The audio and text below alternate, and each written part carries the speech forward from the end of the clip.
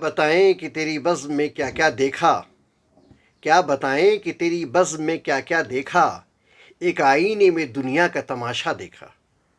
ناظرین کرام، السلام علیکم ورحمۃ اللہ وبرکاتہ۔ میں ہوں محمد اشفاق صدیقی اور آپ دیکھ رہے ہیں جسارت ٹائمز۔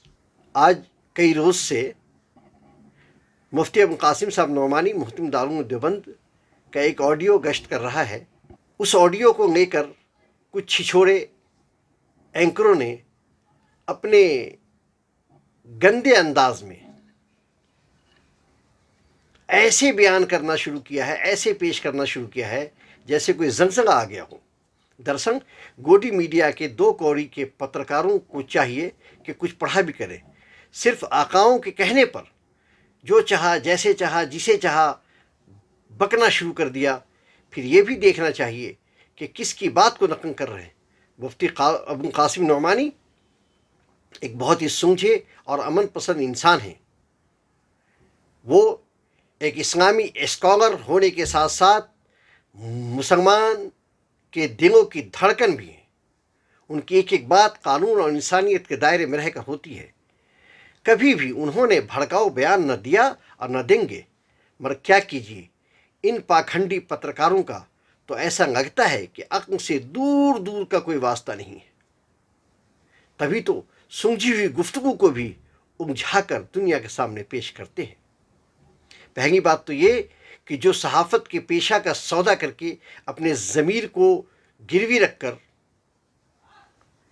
گودی میڈیا کے پترکار صرف دن بھر چنگانا اور نفرت کی کھیتی کرنا سیکھ لیے ہیں، معلوم ہی نہیں کہ بیان اور فتویٰ میں فرق کیا ہے۔ دوسری بات، محتم دارالعلوم دیوبند مفتی ابو القاسم نعمانی نے آپسی بھائی چارہ کو بنائے رکھنے اور اخلاق کا اعلیٰ نمونہ پیش کرنے اور اچھے برتاؤ برادران وطن کے ساتھ کرتے رہنے کی مسلمانوں سے اپیل کی ہے، اور ساتھ میں یہ بھی کہا کہ اپنے اخلاق و کردار سے اسلام کا عملی نمونہ پیش کرے۔ ملک کے ناگزیر حالات پر تذکرہ کرتے ہوئے انہوں نے جو کہا ہے اس کا منشا یہ ہے کہ ملک کے حالات کو بگڑنے نہ دیں، بلکہ امن و امان کو قائم رکھا جائے۔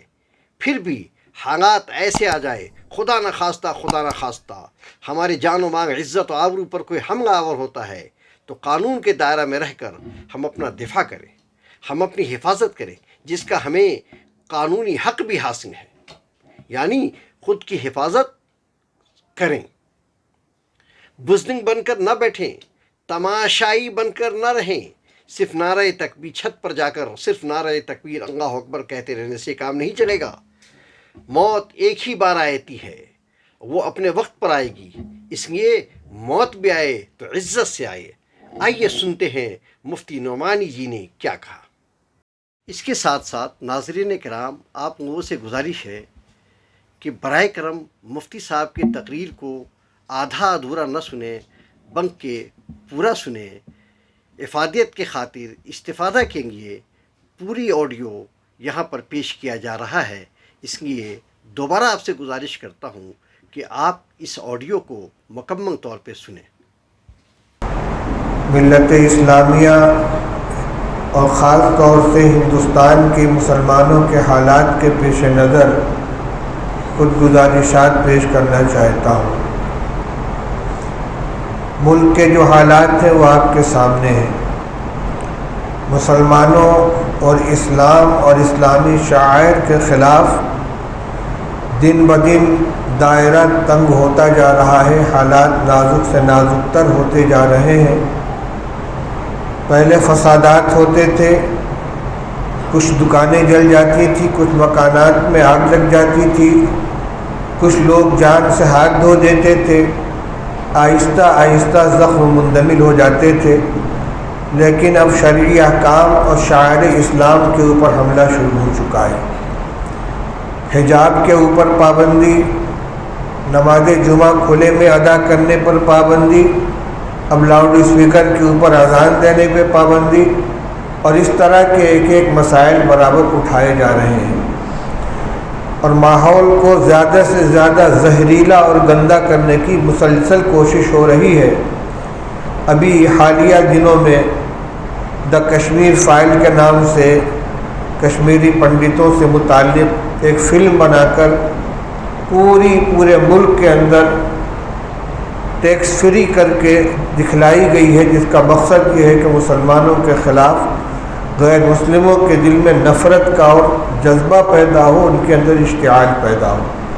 یہ حالات برابر چل رہے ہیں، اور ایسا نہیں ہے کہ لوگوں کا اس کا علم نہیں یا اس کا احساس نہیں ہے، لیکن ہو کیا رہا ہے، جو لوگ دانشور کہلاتے ہیں یا اپنے کو فکر مند سمجھتے ہیں، وہ سوائے قائدین کو کوسنے کے اور ان سے کچھ نہیں ہوتا۔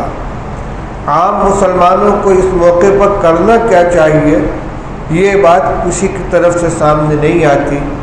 آج میں یہی عرض کرنا چاہتا ہوں کہ ان حالات کے اندر ہماری ذمہ داری کیا بنتی، ہمیں کیا کرنا چاہیے۔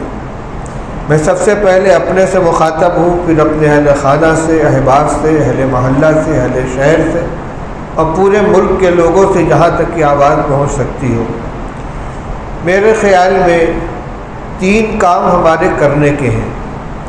سب سے پہلی چیز تو ہے اپنے ایمان اور اعمال کو مضبوط کرنا۔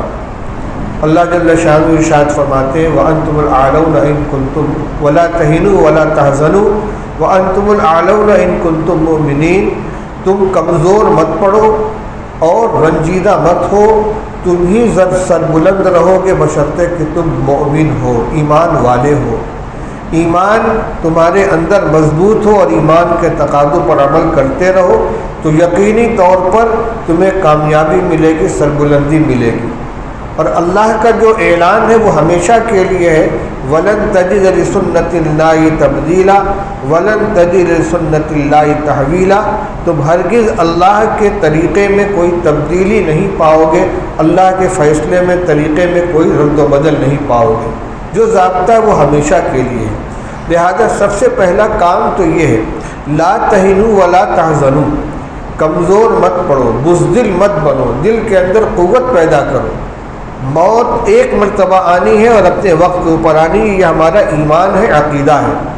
ایمان کی بنیادی چیزوں میں یہ بات شامل ہے کہ جب بندہ پیدا ہوتا ہے تو اپنی عمر متعین کرا کے اللہ کی طرف سے آتا ہے، اور اذا جاء اجلهم لا يستأخرون ساعة ولا يستقدمون، جب مرنے کا وقت متعین آ جاتا ہے تو نہ ایک لمحہ آگے جا سکتا ہے نہ ایک لمحہ پیچھے جا سکتا ہے۔ وَلَوْ كُنْتُمْ فِي بُرُوجٍ مُشَيَّدَةٍ، مضبوط قلعوں کے اندر بھی آدمی چھپ کر اگر بیٹھے گا تو موت وہاں پہنچ کر رہے گی۔ اس لیے موت تو آنی ہے، ہر ایک کی آنی ہے، اپنے وقت کے اوپر آنی ہے اور صرف ایک مرتبہ آنی ہے۔ لہذا موت کے خوف سے آدمی کا ہر وقت ڈرتے رہنا، اپنے دل کو کمزور کرنا، یہ ایمانی قوت کے بالکل خلاف ہے۔ صحابہ رضی اللہ تعالیٰ عنہ کے حال تو یہ تھا کہ ان کو برچھی لگتی ہے تو کہتے ہیں فزت ورب الکعبہ، رب کعبہ کی قسم میں تو کامیاب ہو گیا۔ اس لیے دل کو مضبوط رکھیں اور ہمیں کیا کرنا ہے وہ کریں۔ سب سے پہلا کام یہ کہ اپنے اعمال کو درست کریں، اپنے اخلاق کو درست کریں، جلوت اور خلوت کی زندگی کو تقوی والی زندگی بنائیں، اللہ کی نافرمانی سے اپنے آپ کو بچائیں، نمازوں کا اہتمام 100% ہو رمضان و غیر رمضان میں۔ جو ہمارے اخلاقی کمزوریاں ہیں، خرابیاں ہیں، بدعمالیاں ہیں، ان سے توبہ کریں، ان سے اپنے آپ کو بچائیں، اپنے گھر والوں کو، اپنے بچوں کو، عورتوں کو، جوانوں کو ان سے روکیں، ماحول کے اندر سے خرابیوں کو مٹانے کی کوشش کریں، اس لیے کہ اللہ کی مدد تقوی اور ایمان کے اوپر، تقوی اور صبر کے اوپر۔ وَمَن يَتَّقِ وَيَصْبِرْ، جو آدمی تقوی اختیار کرتا ہے، اللہ سے ڈرتا ہے اور دین کے اوپر جمتا ہے، اللہ تعالیٰ اس کی مدد فرماتے ہیں۔ صحابہ کرام رضی اللہ تعالیٰ عنہ کی اسی تقوی اور صبر کے اوپر مدد ہوئی ہے۔ اپنے اعمال کو درست کریں، اخلاق کو درست کریں۔ دوسری چیز یہ کہ ایک تصویر اسلام کی اور مسلمانوں کی وہ ہے جو دوسروں کی طرف سے دنیا والوں کے ذہن میں بیٹھائی جا رہی ہے کہ یہ متشدد ہیں، دہشت گرد ہیں، بد اخلاق ہیں، قاتل ہیں، خونی ہیں۔ اور ایک اسلام کی اور مسلمانوں کی حقیقی تصویر وہ ہے جو ہمیں اسلام نے سکھلائی ہے جو اللہ اور اس کے رسول صلی اللہ علیہ وسلم نے ہمیں بتلائی ہے، جس پر صحابہ کرام رضی اللہ تعالیٰ عنہم قائم تھے۔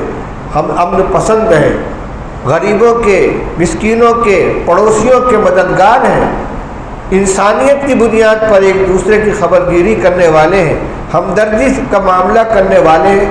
اپنے عمل سے اس کو ثابت کریں۔ دوسروں کے پروپیگنڈے کے ذریعے، غلط تشہیر کے ذریعے، فرضی فلموں کے ذریعے مسلمانوں کے تشدد اور دہشت گردی اور ان کے خوخار ہونے کا جو تصور بیٹھایا جا رہا ہے، تقریروں سے یہ زائل نہیں ہوگا، یہ عمل سے زائل ہوگا۔ آپ دیکھ لیجئے، ابھی چند 2 سال پہلے لاک ڈاؤن کے زمانے میں جو پریشانیاں آئی ہیں، لالے پڑے زندگی کے، کھانے پینے کی چیزوں کی دشواریاں آئی ہیں، اس موقع پر جن مسلمانوں نے اپنے اسلامی اخلاق کا اور انسانیت کا مظاہرہ کیا ہے، اس کا اثر ان برادران وطن کے اوپر بھی پڑا ہے۔ اور اسی طرح اپنے ہم وطن لوگوں میں جو اپنے مسلک سے الگ نفرت رکھنے والے لوگ تھے، ان کے اندر بھی احساس پیدا ہوا ہے اور ان کو یہ کہنا پڑا ہے کہ بھئی ہم جو ان کے بارے میں سمجھتے تھے وہ غلط ہے۔ کیوں؟ اس لیے کہ اس وقت اسلامی اخلاق کا مظاہرہ کیا گیا، اسلامی تعاون کا مظاہرہ کیا گیا۔ تو یہ زندگی میں اگر ہمارے ہمیشہ زندہ رہے گا اور ہم نفرت کا جواب نفرت سے دینے کے بجائے محبت سے جواب دیں گے تو انشاءاللہ اس کا اثر ہوگا۔ ان کا جو کام ہے وہ اہل سیاست جانے، میرا پیغام محبت سے جہاں تک پہنچے۔ ہمیں محبت کا پیغام عام کرنا چاہیے، محبت کا پیغام بڑھانا چاہیے۔ ہمیں کسی دوسرے کے اوپر بھروسہ نہیں کرنا ہے۔ جو حالات چل رہے ہیں آپ دیکھ رہے ہیں، نہ کوئی سیاسی پارٹی ان کے خلاف آواز اٹھا رہی ہے، نہ کوئی سیاسی لیڈر سامنے آ رہا ہے۔ ہمیں جو کچھ کرنا ہے اپنے قوت بازو اور اپنے قوت ایمانی کی بنیاد پر کرنا ہے۔ اس لیے اپنے اعمال کو اور اخلاق کو درست کریں، دل کے اندر ہمت پیدا کریں۔ لیکن سوال یہ پیدا ہوتا ہے کہ حالات کی بنا پر جو دل میں کمزوری آ رہی ہے، خوف بیٹھا ہوا ہے، دہشت کے شکار ہے، یہ ہمارے دور کرنے سے کیسے دور ہوگی؟ میرے بھائیوں، اس موقع پر ایک اور حدیث یاد آئی کہ یہ جہاں سے جس راستے سے یہ کمزوری آئی اسی راستے سے اس کو دور کیا جائے گا۔ ایک حدیث ہے جو پہلے بھی آپ سن چکے ہوں گے اور آج کے حالات پر وہ بالکل صادق آ رہی ہے، بالکل فٹ بیٹھ رہی ہے۔ اللہ کے رسول صلی اللہ علیہ وسلم نے ارشاد فرمایا، یوشک الامم ان تداع علیکم کتداعی الآکلۃ الی قصعتها قالوا ومن قلة نحن يومئذ يا رسول الله قال بل انتم يومئذ كثيرون ولكنكم غثاء كغثاء السيل ولينزعن الله في قلوب عدوكم المهابة منكم وليقذفن الله في قلوبكم الوهن قالوا وما الوهن يا رسول الله قال حب الدنيا وكراهية الموت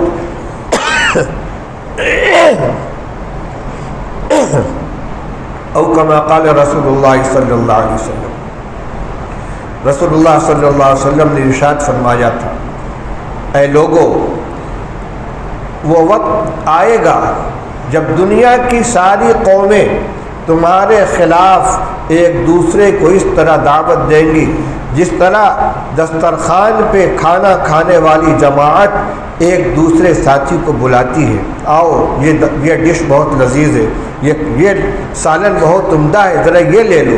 اس طریقے سے تم لقمہ تر بنو گے اور ساری قومیں تمہارے خلاف متحد ہو کر تمہیں ختم کرنے کی کوشش کریں گی۔ جس وقت یہ پیشین گوئی فرمایا رسول اللہ صلی اللہ علیہ وسلم، صحابہ کرام کی شوکت تھی، قوت تھی، دبدبا تھا، 1 مہینے کے فاصلے تک ان کا روپ پہنچا ہوا تھا۔ کہنے لگے حیرت سے، وَمِن قِلَّةٍ نَحْنُ يَوْمَئِذٍ یا رسول اللہ،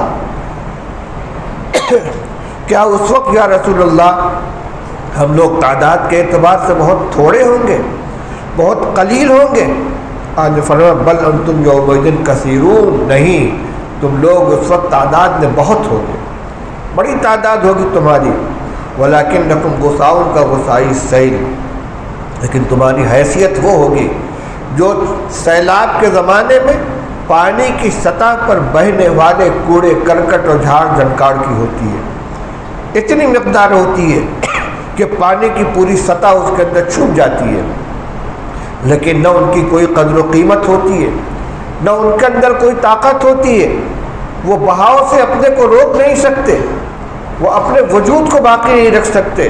پانی کا بہاؤ جدھر بہائے لیے جا رہا ہے، بہتے چلے جا رہے ہیں، کہیں کوئی چیز آئی تو ٹکرا گئے، نشیب آیا تو نیچے گر گئے۔ اسی طریقے سے تمہاری حیثیت ہو جائے گی، یہ تعداد میں بہت ہوگے، لیکن سیلاب کے اندر جو پانی کی سطح پر بہنے والا کوڑا کرکٹ ہوتا وہی حیثیت ہو جائے گی۔ فرمایا رسول اللہ صلی اللہ علیہ وسلم نے کچھ زمانے میں، سنیے غور سے سنیے جو حالات سے وہ کہاں سے آئے ہیں، فرمایا اللہ تعالیٰ تمہارے دشمنوں کے دلوں سے تمہارا رعب نکال دیں گے اور تمہارے دلوں میں کمزوری پیدا کر دیں گے۔ کہاں سے فیصلہ ہو رہا ہے؟ اوپر سے ہو رہا ہے۔ فرمایا کہ اللہ تعالیٰ تمہارے دشمنوں کے دلوں سے تمہارا رعب نکال دیں گے، تمہارا خوف ختم کر دیں گے اور تمہارے دل میں بزدلی پیدا کر دیں گے۔ صحابہ نے پوچھا کہ یہ بزدلی کہاں سے آئے گی، کیوں آئے گی، کس وجہ سے آئے گی؟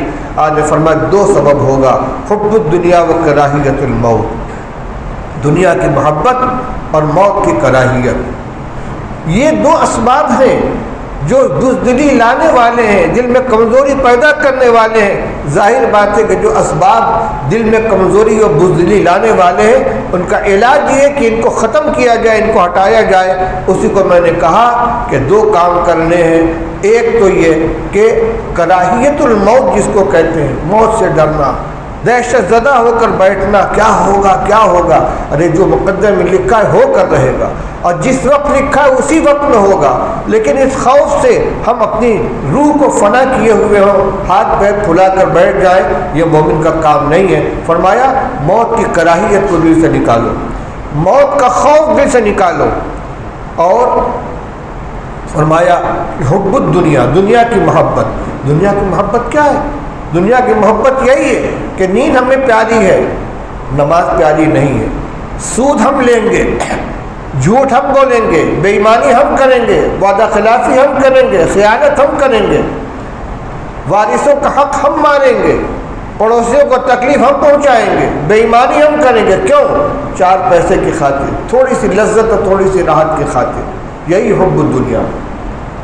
وَإِنْ كَانَ آبَاؤُكُمْ وَأَبْنَاؤُكُمْ وَأَزْوَاجُكُمْ وَعَشِيرَتُكُمْ قُلْ إِنْ كَانَ آبَاؤُكُمْ وَأَبْنَاؤُكُمْ وَإِخْوَانُكُمْ وَأَزْوَاجُكُمْ وَعَشِيرَتُكُمْ وَأَمْوَالٌ اقْتَرَفْتُمُوهَا وَتِجَارَةٌ تَخْشَوْنَ كَسَادَهَا وَمَسَاكِنُ تَرْضَوْنَهَا أَحَبَّ إِلَيْكُم مِّنَ اللَّهِ وَرَسُولِهِ وَجِهَادٍ فِي سَبِيلِهِ فَتَرَبَّصُوا۔ میں حافظ نہیں ہو سکتا، آیت کی تلاوت میں کچھ چھوٹ گیا ہو۔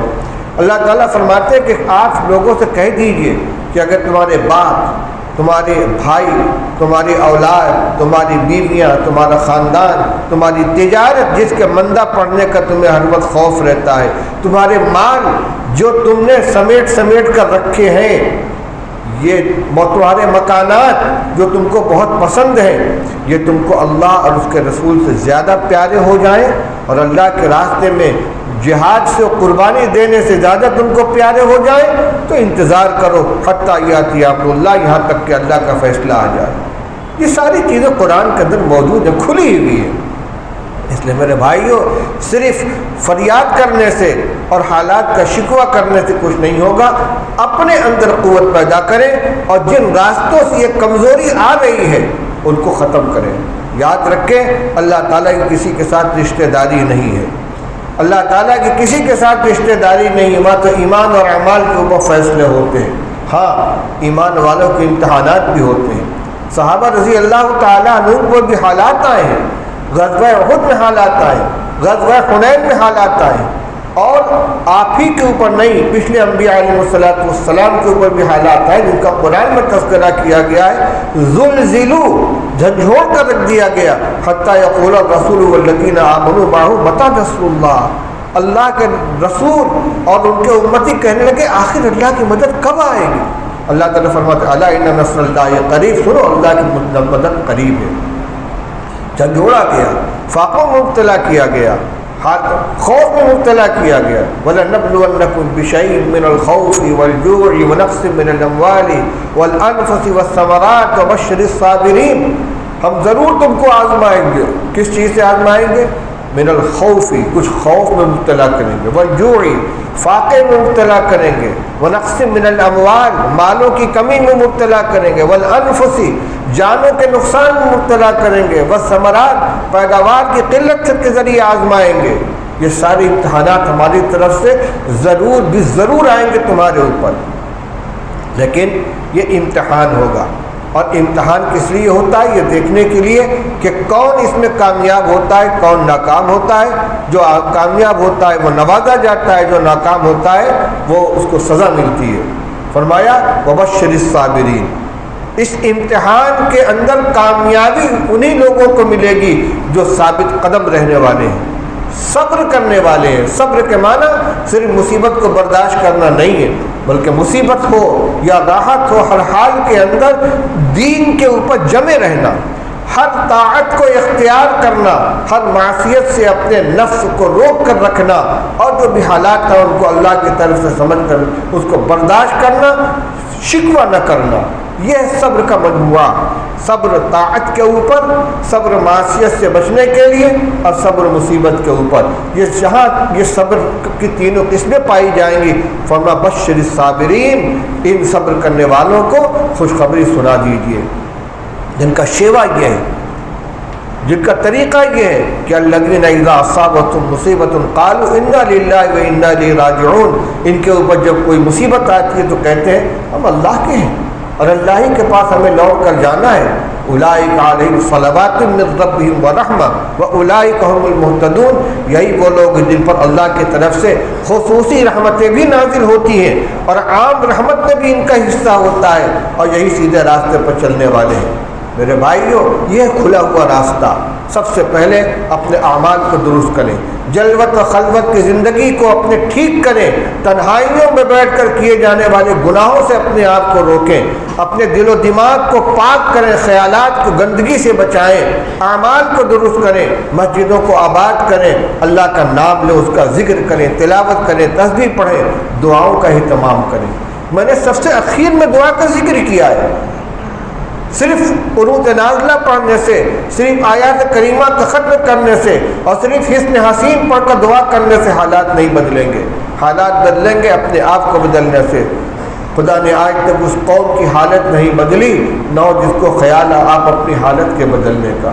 ہم اپنے کو بدلیں گے تو سب کچھ بدلے گا، اور صرف دعائیں کریں گے تو اس سے اللہ تعالیٰ کے یہاں سے فیصلے اعمال اور اخلاق کے اوپر ہوا کرتے ہیں. ٹھیک ہے، بدلیں گے وہی، دعائیں قبول کریں گے، لیکن دعاؤں کے قبول کرنے سے پہلے، دعاؤں کے کرنے سے پہلے ہمیں کچھ کرنا بھی ہوگا. صرف دعاؤں پر اکتفا نہ کریں، دعائیں بھی کریں. رمضان مبارک کا مہینہ ہے، درمیانی عشرہ چل رہا ہے، آخری عشرہ آنے والا ہے.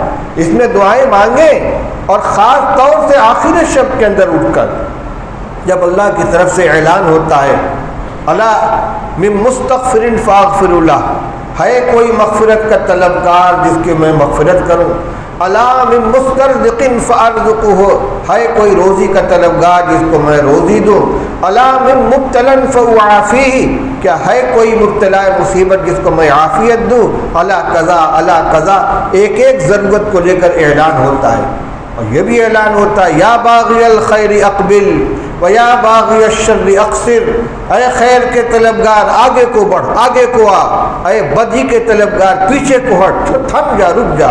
یہ آوازیں آتی ہیں، ہم اگرچہ اپنے کانوں سے نہیں سنتے، لیکن اللہ کے سچے رسول نے ان ساری آوازوں سے ہمیں متعارف کرایا ہے.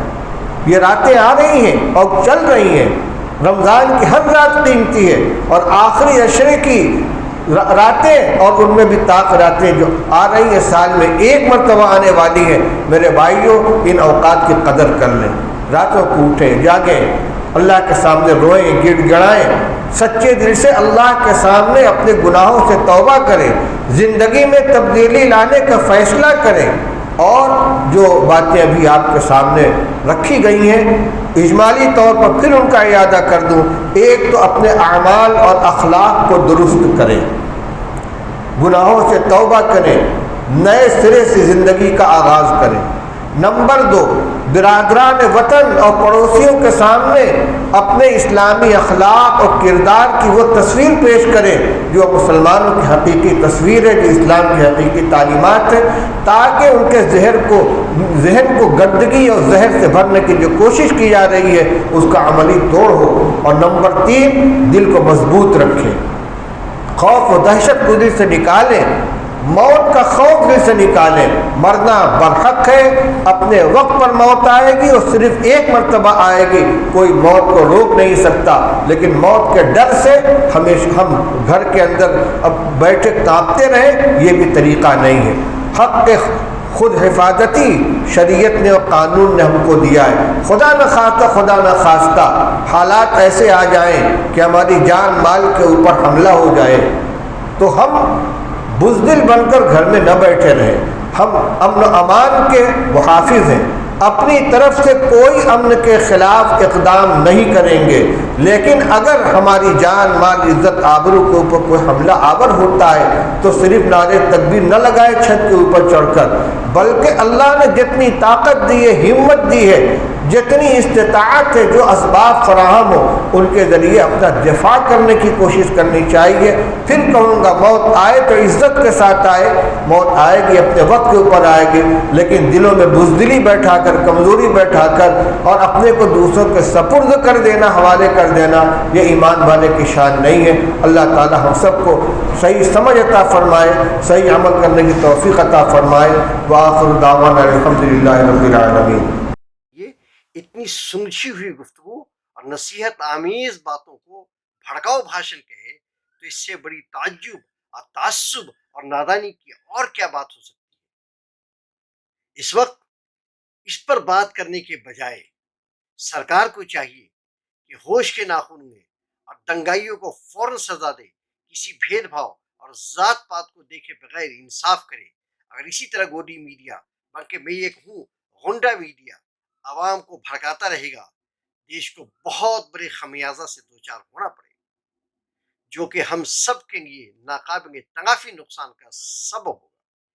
ابھی کچھ نہیں بگڑا، مسلمانوں کے صبر کا اور مزید امتحان نہ لیں، بہت ہو گیا، اب بس کرے، پروپگنڈا بند کرے اور نفرت کا بازار جو گرم کر رکھا ہے اس کو اب محبت میں تبدیل کرے، ایسا لوگوں کو کہنا ہے، ورنہ کبھی ایسا نہ ہو کہ بہت دیر ہو جائے، پھر وہی کہاوت کہ اب پچھتاوت کا ہوئے جب چڑیا چگ گئی کھیت۔ ناظرین کرام،